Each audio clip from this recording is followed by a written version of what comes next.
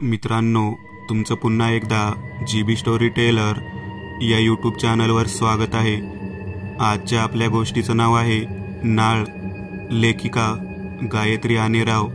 पण गोष्ट सुरू करण्याआधी जर कोणी या चॅनलवर पहिल्यांदाच आलेले असाल तर त्यांनी या चॅनलला सबस्क्राइब करायला विसरू नका। चला तर मग अजिबात वेळ न घालवता गोष्टीला सुरुवात करूया।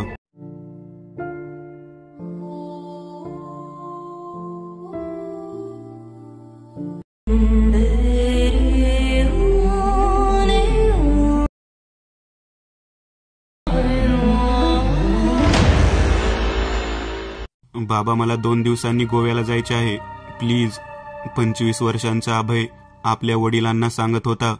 त्याचे वडील अमोल देवस्थळी हे आपल्या एकुलत्या एक मुलाचे बोलणे मन लावून ऐकत होते। त्यांनी नकळत होकार कळवला। का नाही कळवणार, एका मोठ्या इंडस्ट्रीचे ते मालक होते। त्यांचे दौरे देशात कमी, प्रदेशात जास्त होते। पण अभयच्या डोक्यात वेगळाच प्लॅन होता, जो त्याने आपल्या वडिलांपासून लपवला होता। त्याला आपल्या अस्तित्वाचा शोध घ्यायचा होता। तो 18 वर्षांचा झाल्यावर वडिलांनी सांगितले होते की त्याला दत्तक घेतले होते। तेव्हापासून अनेक प्रश्न त्याच्या मनात होते। माझे आई वडील कोण, त्यांनी मला का टाकले? त्याच्या वडिलांच्या बोलण्यातून एकाच गावाचा सतत उल्लेख होता, ते म्हणजे श्रीवर्धन, जिथून त्याला दत्तक घेतले होते। तर अशा प्रकारे अभय हा गोव्याला नसून श्रीवर्धन येथे चालला होता। बघू काय होते ते। श्रीवर्धन येथे तो बसने आला। त्याला माहीतच नव्हते की कुठे जायचे आहे, पण तो चालत राहिला। दोन्ही बाजूला ओसाड माळरान, त्याच्यामधून ओसाड रस्ता। तेवढ्यात एक म्हातारा आला। तसा अभय दचकला। तेवढ्यात तो म्हातारा म्हणाला, तू ज्या गोष्टीचा शोध घेत इथे आला आहे ती नक्कीच मिळेल, पण मिळाल्यावर त्याचा अर्थ काढत बसू नको। एवढे बोलून तो दिसेनासा झाला। अभयला सुरुवातीला आश्चर्य वाटले, पण त्याला वाटले असेल कोणीतरी, म्हणून तो मुख्य गावात जायला निघाला। त्याच्या नशिबाने ते गाव फार मोठे नव्हते, पण प्रश्न असा होता की राहायचे कुठे।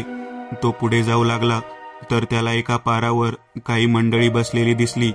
त्यांना जाऊन त्यांनी विचारले, इथे कुठे राहण्याची सोय होईल का? ती मंडळी म्हणाली, गावाच्या पलीकडे गणपतीचे मंदिर आहे, त्या मंदिराची देखभाल एक म्हातारे पुजारी करतात, तुझी तिथे सोय होऊ शकते। हे ऐकून अभय त्या मंदिराच्या दिशेने निघाला। तिथे जाऊन त्याने पहिली गणपतीचे दर्शन घेतले व प्रार्थना केली, माझे येणे सत्कर्णी लागू दे। व तो शेजारी असलेल्या पुजाऱ्याच्या घरी गेला। दार वाजवले। एक अतिशय 90 पार केलेला म्हातारा समोर उभा होता। त्याने करड्या आवाजात विचारले, कोण पाहिजे? तर अभयने सांगितले, मला काही दिवसांसाठी राहायला जागा मिळेल का? ते म्हणाले, माझ्याकडे 2 खोल्या आहेत, त्यापैकी एका खोलीत तुम्ही झोपा। अभय म्हणाला, ठीक आहे, व तो आपले सामान घेऊन आत गेला। त्या म्हाताऱ्याने विचारले, जेवायचं काय करणार आहात? तर तो म्हणाला, बाहेर कुठे मिळते का पाहतो। तर तो म्हातारा म्हटला, तुम्हाला बनवता येत असेल तर माझ्या घरी बनवू शकता। अभयला खिचडी करता येत होती, ती त्यांनी केली व दोघांनी खाऊन घेतले। तो म्हातारा म्हणाला, मी जाऊन झोपतो, तू पण झोप। व तो झोपी गेला। अभयला झोप येत नव्हती, म्हणून तो फेरफटका मारण्यासाठी बाहेर आला, तर कुठून तरी त्याला पैंजनाचा आवाज आला। त्याला आठवले, आज अमावास्या आहे, पण तो अशा भाकड कथांवर विश्वास ठेवत नव्हता। त्यांनी त्या आवाजाच्या दिशेने पाहिले तर एक अत्यंत लावण्यवती महिला त्याच्याकडे येत होती। काही अंतरावर आल्यावर त्याने विचारले, कोण तुम्ही? तर ती म्हणाली, माझं नाव वैशाली आहे, मी याच गावातील आहे। माझं बाळ जे कालच जन्म घेतला होता ते हरवलं आहे, ज्याला मी इथेच गणपतीच्या देवळात ठेवले होते। अभयला हे ऐकून आश्चर्य वाटले। त्याने विचारले, काल जन्म घेतलेला बाळ तुमच्याकडेच असेल ना, ते इथे कसे येईल? हे ऐकून वैशाली खूप जोरात रडायला लागली। अभयला काय करावे ते कळेना। त्याने तिला हाताला धरून बाहेरच्या खाटेवर बसून म्हणाला, सॉरी ताई, माझ्यामुळे जर तुम्हाला त्रास झाला असेल। ती म्हणाली, नाही दादा, माझी कहाणी तुला काय सांगू? अभय म्हटला, कदाचित तुमचे दुःख हलकं होईल। ती सांगू लागली, माझे नाव वैशाली, मी याच गावची। आई वडील, मी आणि मला लहान भाऊ, आम्ही चौघे अत्यंत गरिबीत पण खूप चांगले राहत होतो। आई बाबा मला व माझ्या भावाला काहीच कमी पडू देत नव्हते। मी 18 वर्षांचे झाले होते माझं सौंदर्य सगळ्यांच्या नजरेत होतं. एके दिवशी मी आणि माझी आई किराणा मालाचं सामान आणायला गेलो होतो. त्यावेळेसच एक गाडी आमच्या समोर उभी राहिली व काही कळायच्या आत मला ते जबरदस्तीने गाडीतून घेऊन गेले. गाडीत बसल्यावर मला बेशुद्ध करण्यात आले. नंतर काय झाले माहीत नाही. जेव्हा जाग आली तेव्हा मी लग्न मंडपात होते व माझे एका 50 माणसाशी लग्न लावून देत होते. मी विरोध करण्याचा प्रयत्न केला तर मला एका बाईने पाठीत लाथ घातली व दुसरीने काठीने मारले. त्यामुळे गप्प बसण्याशिवाय माझ्याकडे पर्याय नव्हता. लग्न झाले. त्या घरात आल्यावर कळले की ज्याच्यासोबत माझे लग्न झाले तो 2 मुलांचा बाप होता व त्यांच्या 2 बायका होत्या. काय करावे ते सुचत नव्हते. तो माणूस रोज रात्री माझे लचके तोडायला यायचा व दिवसभर गायब असायचा. मी सकाळी उठेपर्यंत तो बिछाण्यात नसायचा. तोच नाही तर घरातले कोणीही त्यावेळेस घरात नसायचे. विचारले तर तुला काय करायचे असे म्हणायचे. असेच 2 महिने उलटून गेले. मला कळाले मला दिवस गेलेत. ते 9 महिने मी कसं काढले माझं मलाच माहिती. एक रात्री कळा सुरू झाल्या. नंतर मी बेशुद्ध झाले. शुद्धीवर आल्यावर सगळ्यांनी सांगितले की मेलेलं मूल जन्माला आले व परत माझा सासुरवास चालू झाला. पुढे 1 वर्षाने मला परत दिवस गेले. यावेळेस मी पूर्ण शुद्धीत होते व मला कळाले मी एका गोंडस मुलीला जन्म दिला आहे. तिचे रूप पाहूनच मनातला सगळा त्रागा विसरून गेले. पण हा आनंद जास्त काळ टिकला नाही. घरातले सगळे नाराज होते. एके रात्री मला अचानक जाग आली तर शेजारी बाळ नव्हते. मी वेड्यासारखी पूर्ण घरभर तिला शोधत होते पण ते सापडत नव्हते. शेवटी किचनमध्ये रडत रडत बसले तर कुठून तरी मला मंत्र म्हटल्याचा आवाज आला. तो कुठून येतो हे बघायला मी शोधत होते तर एके ठिकाणी मला एक तळघर दिसले. आत जाऊन बघितले तर मला चक्कर येणे बाकी होते. माझा नवरा, त्याचे 2 पोरं व त्यांच्या 2 बायका माझ्या मुलीचा बळी एका सैतानाला दिला होता. तिचे मुंडके माझ्या पायाशी आले आणि मागे सगळे हसत होते. मी तिच्या डोक्याला छातीशी घट्ट धरून रडत होते. विचारले का केलं ते सगळं. एवढ्या लहान मुलीला मारताना तुम्हाला काहीच कसे वाटले नाही. नवरा म्हणाला तुला पुन्हा मुलगी झाली तर तिलाही असेच मारले जाईल. त्याने सैतान प्रसन्न होईल. त्यावेळेस माझ्या लक्षात आले पहिले मुलं मेले नव्हते तर तिचा बळी दिला होता. हे लोक म्हणत होते की तुला मुलगा झाल्यावर तुला सोडून देण्यात येईल. मी हातबल झाले. माझ्यासमोर त्यांनी माझ्या मुलीला अग्नी दिला. मी फक्त बघण्याशिवाय काही करू शकत नव्हते. 3 वेळेस दिवस गेल्यावर मी रोज प्रार्थना करत होते की यावेळेस मुलगा हो दे, कारण अजून मुलींना बळी नाही देऊ शकत. मी रोज रडत होते पण कोणालाही दया आली नाही. शेवटी तो दिवस उजाडला. यावेळेस मला खरोखरच मुलगा झाला. माझी प्रार्थना देवाने ऐकली होती. सगळ्यांच्या चेहऱ्यावर सुद्धा वेगळाच खुनशी आनंद होता. सगळे बाहेर उभे होते. खोलीचे दार थोडेसे उघडे राहिले त्यामुळे ते लोक बाहेर बोललेले ऐकू येत होते. नवरा म्हणत होता बरं झालं मुलगा झाला. आता आपल्याला धन लाभ होण्यापासून कोणीही रोखू शकत नाही. 2 नवजात मुली व 1 नवजात मुलगा यांचे आपल्याला बळी द्यायचा होता. आज ती पूर्ण होईल. त्याचा मुलगा म्हणाला तिची काय. नवरा म्हणाला तिची विल्हेवाट बाळासोबतच लावून टाकू. मला पुढचे शब्द ऐकू आले नाही. काय करावे सुचत नव्हते. घरातून कसेही बाहेर पडायला हवे पण कसे पडायचे. खरं तर मी खूप थकले होते पण स्वतःला व बाळाला सुरक्षित करायला हवे होते. मला खोलीच्या बाहेर एक खिडकी आहे जी थेट घराच्या खाली उतरते असे आठवते. मी कष्टाने बाळाला व स्वतःला सावरत त्या खिडकीजवळ जाते. खिडकी दुसऱ्या मजल्यावर होती आणि दोरी शोधायला वेळ नव्हता. ते लोक कधी दरवाजा खोलून आत येतील याची भीती होती. त्यामुळे बाळाला पाठीवर बेडवरच्या चादरीने घट्ट बांधले व मिळतील ते कपडे घेऊन ते एकमेकांना बांधले. त्याचे एक टोक खिडकीला बांधले व दुसरे टोक खाली सोडले व बाळाला घेऊन हळू खाली आले. कळत नव्हते कुठे जावे पण तिथून पळायचे हे नक्की होते. तिथून बाळाला छातीशी धरून मी पळायला लागले.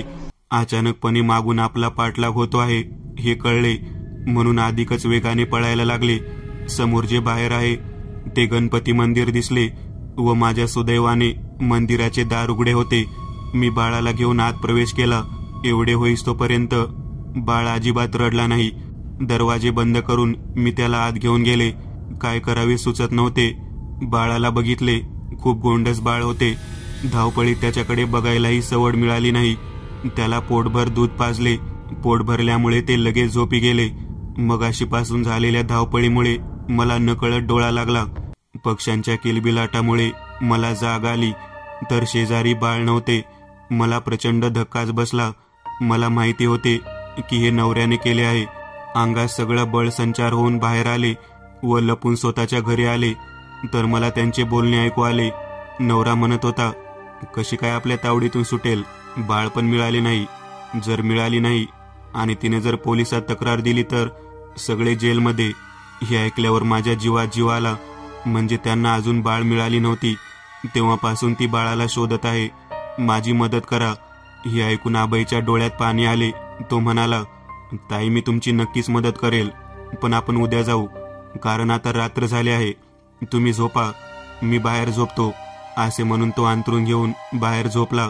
सकाळी त्याला जाग आली तर तो म्हातारा बाहेर दात घासत होता. आबाईने विचार केला की आधी त्या बाईंना बोलून मग त्या म्हाताऱ्याची ओळख करून देऊ, व तो आत गेला तर ती बाई तिथे नव्हती. त्याने सगळे घर शोधले, पण ती कुठेच नव्हती. बाहेर येऊन त्याने म्हाताऱ्याला विचारले, काल रात्री एक बाई आली होती, कुठे दिसते का? तो म्हणाला, कोण बाई? मला तर सकाळी उठल्यावर कोणीच दिसले नाही. आबाई म्हणाला, असे कसे होईल? एवढ्या सकाळी ती कुठे जाईल? म्हाताऱ्याने विचारले, कुणाबद्दल बोलत आहात? आबाई म्हणाला, काल रात्री. व त्याने रात्रीची सगळी हकीकत सांगितली. तर तो म्हातारा म्हणाला, हा, असे झाले होते. मला अजूनही ती रात्र आठवते. फोन पण नव्हते त्या काळी. आबाईने थरथरत विचारले, त्या काळी म्हणजे कधी? म्हातारा सांगू लागला, ही 25 वर्षांपूर्वीची गोष्ट आहे. मी रात्रीचे जेवण आटपून बाहेर आलो होतो. त्यावेळेस मला काही लोकांचा आवाज ऐकू आला.